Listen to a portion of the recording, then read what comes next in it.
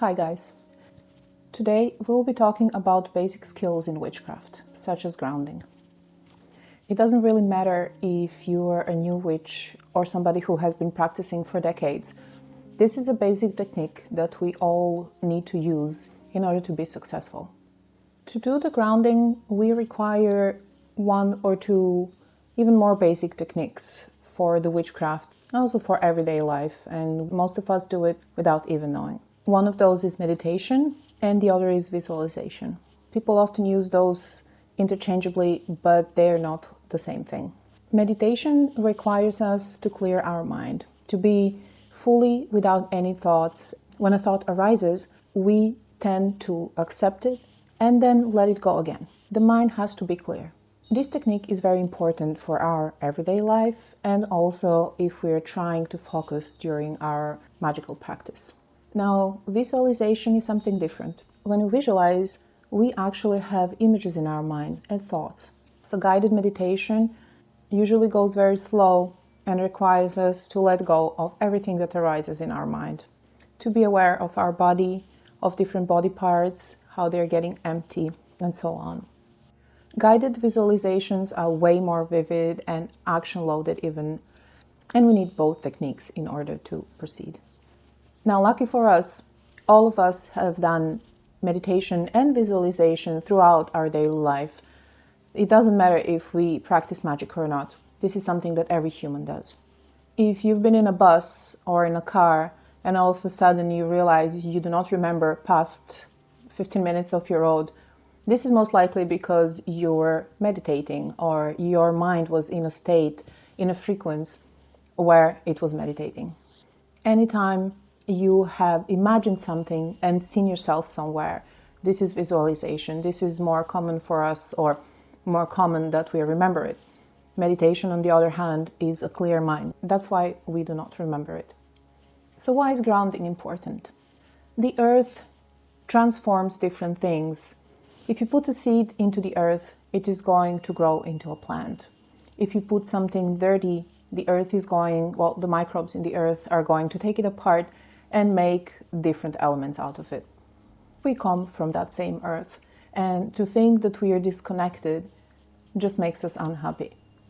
We can tell a grounded from an ungrounded person as much as we can tell order from chaos. It can be very visible. In our life, everyday stress and emotions create chaos. If we are doing some shadow work and we are in the middle of it, that stirs up a lot of emotion. So we're into a state of chaos, of smaller awareness, and we do not know how to deal with that. This can sometimes even cause anxiety and depression. If we are grounded, we are still aware of those emotions, but we deal with them differently. Usually we practice grounding before, every, and after magical work, either a spell or a ritual or anything. When we do a spell, it is normal to let go of that spell.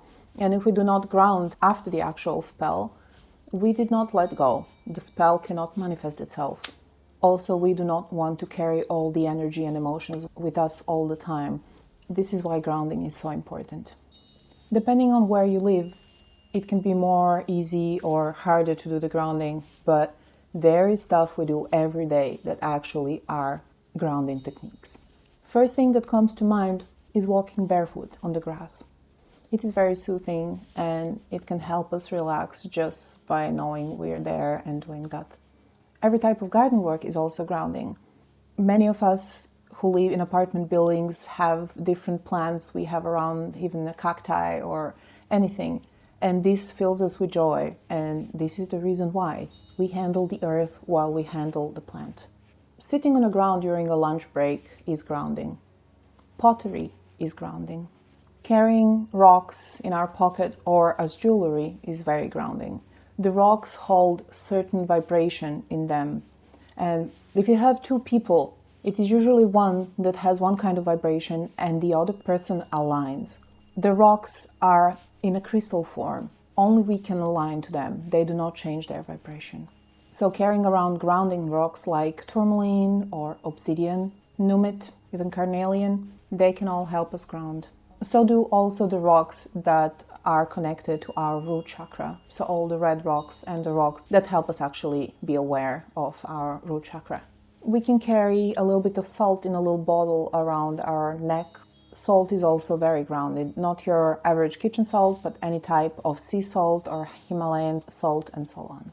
Salt bath with sea salt or any other type of mineral salt is very grounding. This is also something that many witches do before any type of ritual. You can either add different scents and plants or just use a cup of salt in your bathtub, relax for 15 to 20 minutes. This usually relaxes us a lot and removes the stress. Swimming in the sea or the ocean does the same to us. Different kind of earthy scents also ground us. My favorite is sandalwood. We can use vanilla, ylang ylang, myrrh, something like that. The obvious thing, preparing and eating food is very, very grounding. One of our staple is bread. Making your own homemade bread is like putting your hands into the ground when you garden. Eating that same bread helps a lot. If you want to ground, you can eat bread, any type of fruit, vegetable, because they do carry the energy of the earth. Any type of nut, peanut butter on the bread, peanut butter and honey. Honey is very grounding. And some spices as well, like cinnamon, turmeric, ginger, obviously, because it grows underground. Now, there are different techniques to ground ourselves in a visualization, and I will mention some and guide you through one. The most obvious that most witches do is imagining yourself as a tree where you stand outside with your arms either up on the side or next to your body and letting the roots deep into the earth. I will share a simple visualization that you can follow and try out for yourself. It's suitable for everyday work or prior and after your magical practice. You can choose to stand or sit during the exercise. The change of position will happen in your mind, or you might choose to stand and then to sit down. Choose a comfortable place to stand. If you can, try reaching the ground with your hands. Breathe in, and then every time you breathe out through your hands and through your feet into the ground. It is important that both your palms and your full feet are on the ground. If you need to squat, you can do that as well. Breathe in deep, and then breathe out through your palms and your feet. Then hold your breath for a couple seconds. Then breathe in again. And breathe out through your palms and your feet. With the next breath, make yourself aware of dark spots in your body. Where do you feel tense? What feels weird? And breathe out through your palms and your feet. Do this several times.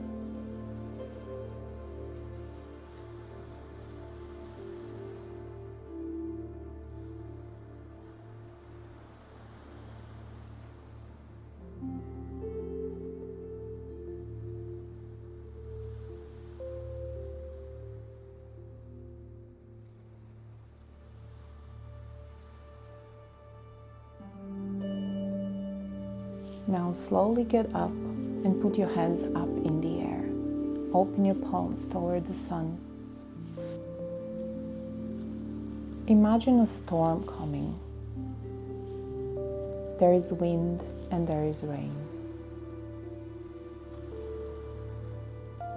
As it approaches you, you can feel the wind cleansing your outside form. And you can feel the rain cleaning you inside and outside. You can feel the thunders all around you, and the air is filled with an amazing scent. You feel the electricity from the air crackling around you, and it goes through you into the ground.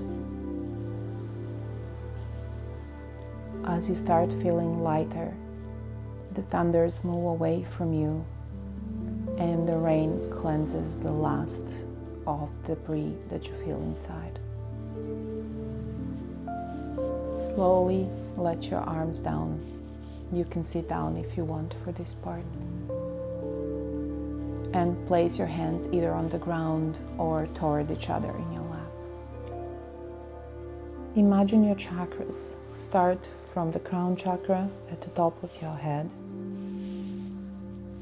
Then visualize your third eye, which is in between your eyes.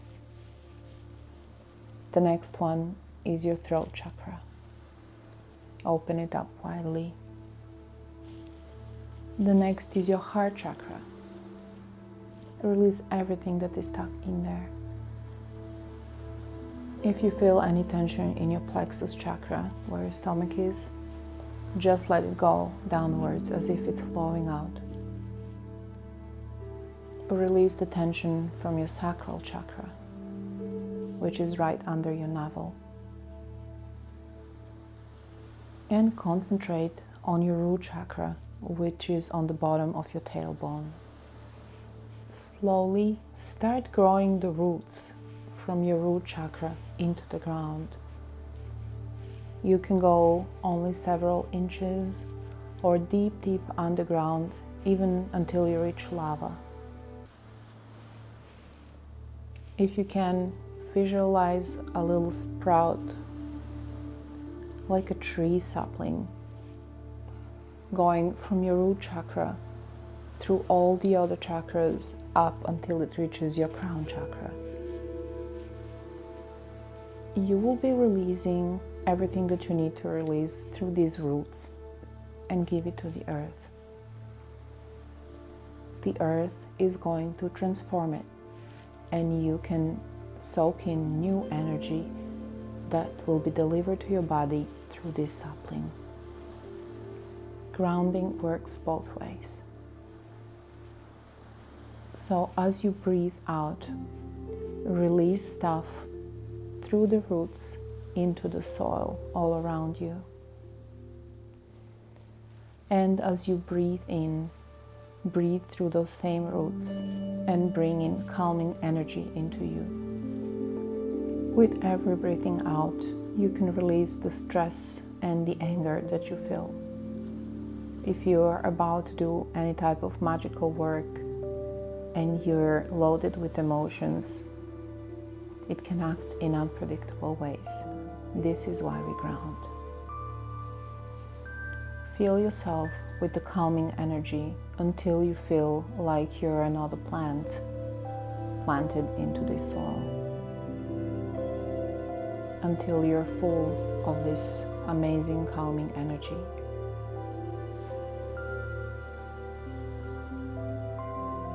Retract your roots and slowly get aware about where you are and what you intended to do.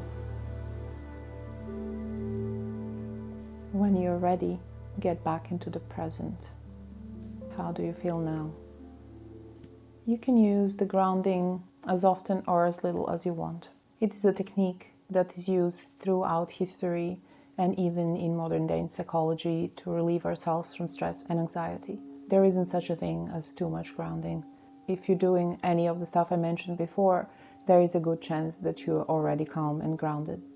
My favorite is garden work when it's the season, and other than that, I really like cooking. Just one little warning, if you're about to make bread or food and you are angry, it is actually beneficial to ground yourself before that, because otherwise you will be releasing your bad energy and stress into the food you're making.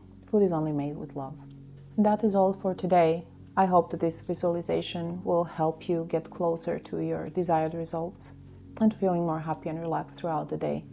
I will be attaching a blog post that comes together with this video, just as a little reminder. And if you like the channel and the video, please subscribe and share. Thank you all for being here.